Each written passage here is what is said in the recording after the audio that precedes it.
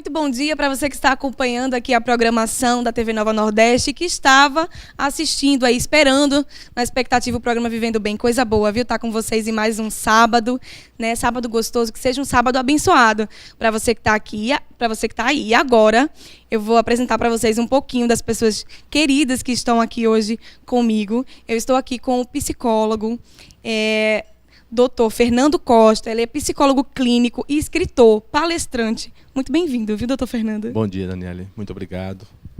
Eu vou aproveitar o ensejo aqui e lhe presentear com o meu livro. Ah, que coisa bacana. Quem Educa o Meu Filho. Que justamente é o tema de hoje, viu, gente? Quem Educa o Meu Filho, né?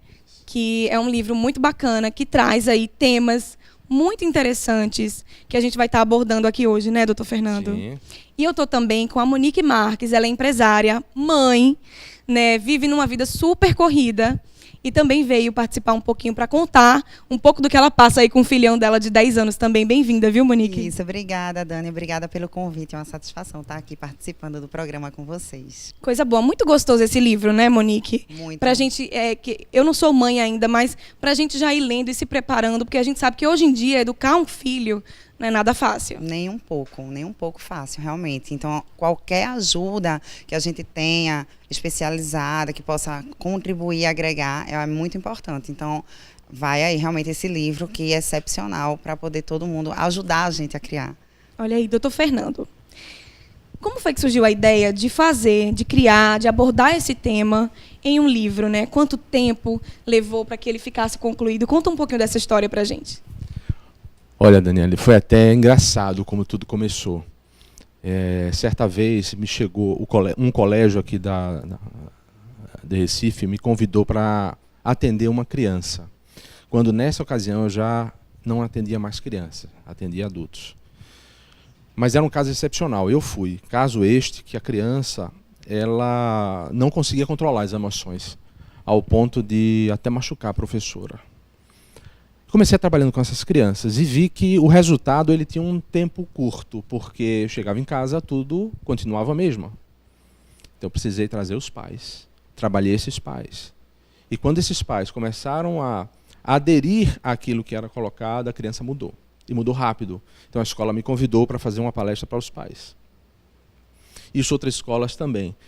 E enquanto nas palestras eu percebia as mesmas dificuldades, as mesmas dúvidas. Então compilei todas essas dúvidas e formatei nesse livro. Foi assim que surgiu Quem Educa o Meu Filho.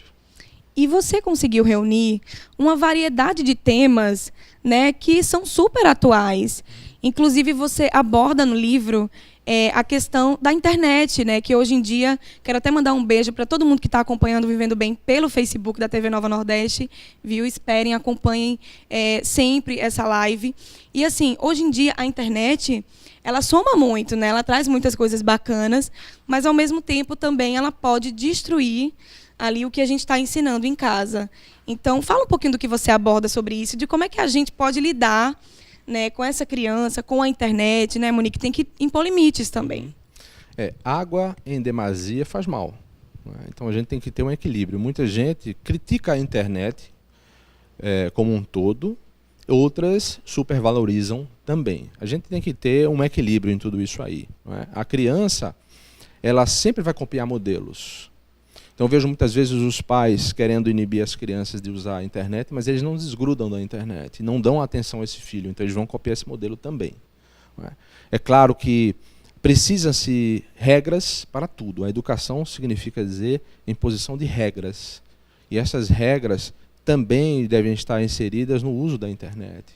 Horário para isso, porque imagine, na hora que uma criança utiliza ou do celular, um tablet, ou até mesmo um videogame, à noite, antes de dormir, significa dizer que toda a luz que reflete e que é inserida através dos olhos leva uma informação ao sistema nervoso que é dia. Então ele vai inibir a liberação de melatonina, descarregando ainda o cortisol. Então a criança, quando termina aquilo ali, vai dormir, vai levar o quê?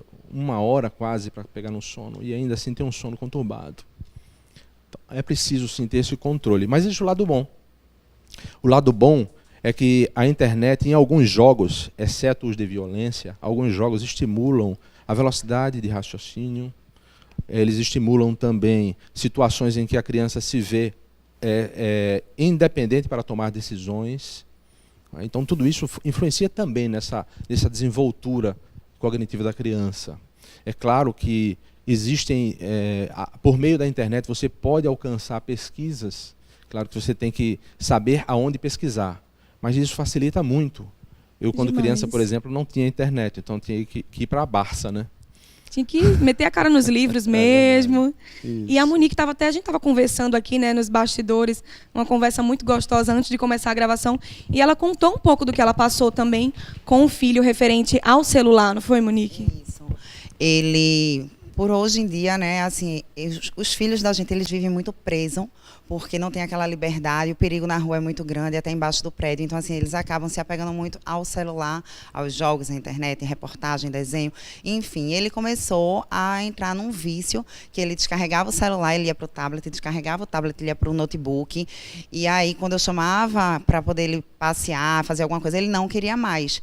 E quando eu tentava obrigá-lo a sair de casa, que foi quando eu vi que realmente ele estava muito viciado na internet, ele começava a passar mal. E ele começava a ter uma crise de ansiedade, porque ele não estava mais no celular, e começava a querer vomitar, e começava a querer ir embora, ele ficava... E aí foi que eu realmente notei o que estava acontecendo. Ele com 7 anos de idade, com ansiedade da falta do celular, da internet. Então foi quando a minha ficha caiu, e eu como mãe realmente tive que tomar uma atitude. Eu também sou muito viciada em celular, em internet, eu acho que até o meu trabalho também, ele contribui muito para isso, a imagem, tá, a minha loja, mas assim, a gente tem que impor limites. Então, assim, eu acho que não é vetar, tirar totalmente, porque o mundo hoje é tecnologia, é a internet. Então, assim, tem que impor limites, tem que realmente acompanhar, estar de perto, e foi isso que eu fiz com ele. E conversei muito com ele, expliquei, não adianta só tirar e não explicar o motivo, o que é que está acontecendo. Fiz com que ele enxergasse que aquela ansiedade era devido à internet, ele entendeu, e aí a gente diminuiu, graças a Deus, hoje ele não tem mais, e a gente super controla isso. Coisa boa, deu tudo certo. Eu acho que a melhor forma da gente educar é conversando, né, doutor Fernando? Tendo essa proximidade, sendo amiga do teu filho. Agora, em casos como esse, a mãe que está em casa está observando esse mesmo comportamento, já conversou e não está adiantando. Como é que funciona? Bom, primeiramente, a gente tem que entender que o que aconteceu com seu filho realmente é um exemplo clássico do vício da internet, né? E ele teve todos os sintomas da abstinência daquilo ali.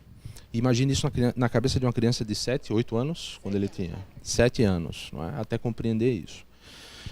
Se você percebe que seu filho não quer sair mais de casa, que só quer ir se puder levar um tablet ou um celular, e que tem internet, e que ele não consiga fazer mais nada, não se motiva para estudar, para fazer uma atividade física, é importante colocar os limites, né? Esses limites eles têm que ser claros e objetivos. Não é simplesmente chegar aqui e tomar o celular, acabou-se. Se eu permitir que ele tivesse, eu tenho que explicar o porquê eu estou tirando, né? Essa explicação ela tem que ser objetiva. A criança entende, sim. A mesma coisa você comenta muito também sobre a questão de palavrão, né, que o filho ele é o espelho, né, daquele pai. Então, o pai que fala palavrão em casa, que fala grosso, acaba que o filho se espelha. Isso é totalmente comprovado. Sim. Tanto como o trabalho com o uso da internet, qualquer educação, ou seja, a educação entre pais e filhos deve ser baseada ou fundamentada no vínculo afetivo. E o vínculo afetivo precisa ser promovido por esses pais, que é simplesmente ter tempo para o filho, com qualidade e intensidade. Porque muitos pais, devido ao corre-corre, devido à gama de informações que chega, até mesmo pela internet, não tem tempo para o filho. E precisa dessa dedicação, porque o filho precisa se sentir vivo, independente, precisa se sentir amado. Então, quando o pai se dedica a esse filho por meio da atenção, e é rolar no chão, e é brincar, mas também é saber dizer o não, é saber colocar as regras e dizer por que ele está colocando as regras. Os pais vão passar toda a base moral desse contexto educacional. Então ele precisa ser pontuado isso.